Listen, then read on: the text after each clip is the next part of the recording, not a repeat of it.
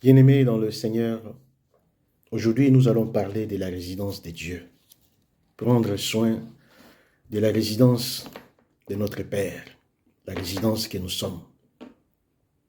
La parole de Dieu déclare dans 1 Corinthiens 3, 16 à 17, je vais les lire.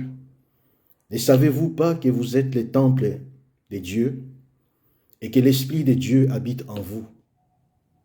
Si quelqu'un détruit son temple, Dieu le détruira, car son temple est saint et vous êtes ce temple.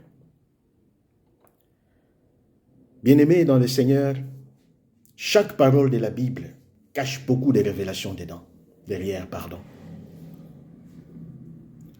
Un jour, j'étais en train de conduire. Le Saint-Esprit me parle. J'étais au volant, mes frères et sœurs. Il me dit, pourquoi la nature ne vous enseigne-t-elle pas? Je dis, qu'est-ce qui se passe? Il dit, pourquoi la nature ne vous enseigne-t-elle pas? N'est-ce pas quand vous allez habiter dans un nouveau appartement. Vous prenez soin de nettoyer cet appartement. Vous prenez soin de mettre la nouvelle peinture, d'enlever le saleté pour y accéder, pour y habiter. De la même façon, quand vous achetez une nouvelle maison,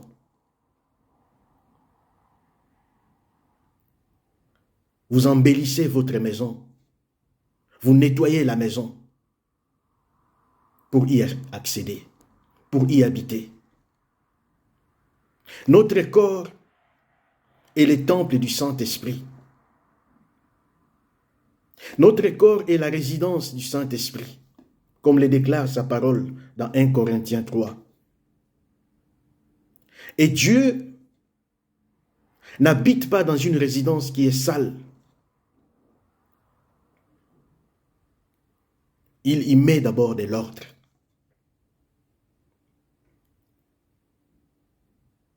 Il vient mettre de l'ordre avant d'y habiter. Parce que tout ce qui se passe dans le monde naturel, bien-aimé, c'est une copie du monde spirituel. Le diable, c'est lui qui contrôle le monde, parce que la parole nous dit, c'est lui qui est ami du monde et ennemi de Dieu. Parce que ce monde est dirigé par les diables.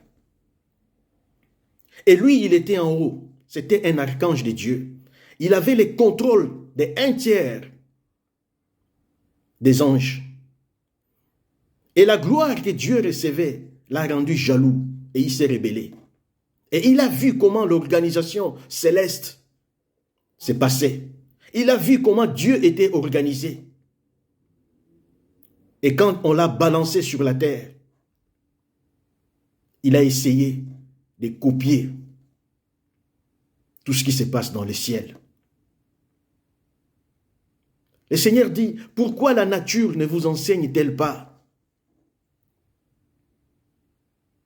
Pourquoi dois-je habiter dans ma maison qui n'est pas nettoyée, qui n'est pas propre, qui est sale? Pourquoi dois-je demeurer dans un état, dans une maison qui n'est pas prêt à me recevoir? Avant que je vienne y habiter, ma maison doit être propre. Ma résidence doit être propre. Alors, je me suis posé souvent la question. J'ai dit, Seigneur, tu dis que celui qui vient en toi est une nouvelle créature. Toutes les choses anciennes sont passées, il devient quelqu'un de nouveau. Mais quand je te reçois dans mon cœur, je te confesse dans ma bouche et je crois dans mon cœur que tu es mon Seigneur et Sauveur. Mais je suis sauvé, les choses anciennes sont passées. Oui, bien-aimé, les choses anciennes sont passées. Le fait de venir vers le Seigneur correspond à chasser l'ancien locataire pour que les nouveaux locataires viennent dans la maison. Maintenant, dans cette maison, il y a des choses que l'ancien locataire a laissées dedans. Et tu ne peux pas, en tant que nouveau locataire, y habiter avec toutes ces choses anciennes. Et ces choses anciennes que le nouveau locataire a laissées, c'est quoi? Ce sont les réclamations familiales, les liens de famille, les paroles prononcées par les ancêtres, par les parents.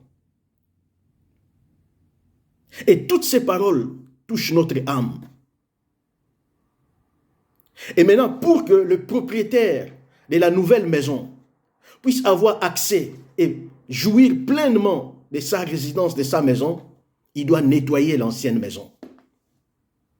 Et spirituellement, comment nettoyer l'ancienne maison? Comment chasser l'ancien propriétaire? Comment chasser l'ancien locataire dans la résidence du Seigneur? Parce que le Seigneur ne peut pas venir habiter dans une même maison avec l'ancien propriétaire. De la même façon qu'il dit que le soleil, la lumière ne peut pas rester ensemble avec les ténèbres. Que l'infidélité ne peut pas rester ensemble avec la fidélité. L'ancien locataire doit quitter la maison. L'ancien locataire doit quitter la maison par la délivrance. C'est par le processus de la délivrance que la maison est nettoyée. Et quand la maison est nettoyée, c'est là où le Saint-Esprit vient accéder dans sa résidence. Souvent, bien-aimés, la parole nous déclare que la parole de Dieu ne retourne pas en lui sans effet. Lorsque la parole sort de la bouche du Seigneur, il fait ses effets avant d'y retourner. Mais pourquoi? Souvent, quand nous prions, nous déclarons la parole de Dieu, mais nous ne voyons pas les effets, bien que nous avons la foi. Pourquoi quand nous déclarons des choses qui doivent se passer dans notre vie, mais cela n'y arrive pas? Bien-aimé, la parole de Dieu n'est pas la théorie. La parole de Dieu est la puissance. Comme a dit l'apôtre Paul, que la parole de Dieu n'est pas persuasive, mais c'est la démonstration des esprits. Parce que Dieu lui-même, c'est un Dieu de challenge. Dieu lui-même, c'est un Dieu de défis. Dieu n'est pas un Dieu de théorie. Mais pourquoi quand nous l'invoquons, pourquoi quand nous l'appelons, il n'agit pas? Il dit aussi que des fois nous demandons, mais nous demandons très mal. Il y a beaucoup de conditions pour que la parole de Dieu puisse avoir effet dans notre vie. Bien-aimés,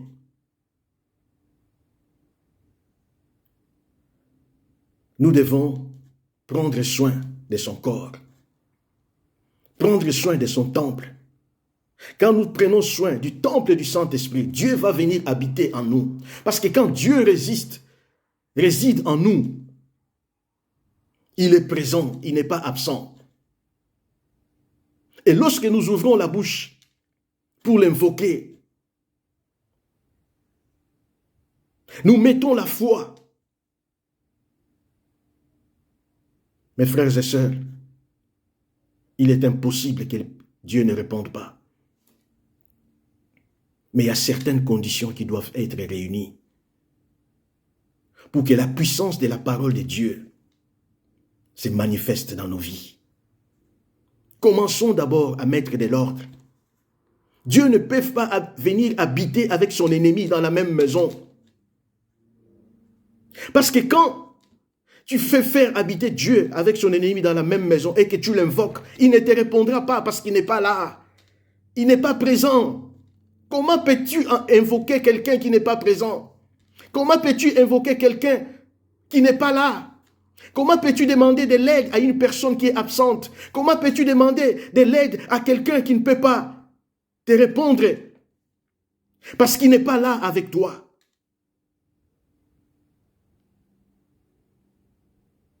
Mais lorsque nous mettons de l'ordre dans sa maison, lorsqu'il réside, il est présent, demandez tout ce que vous voulez.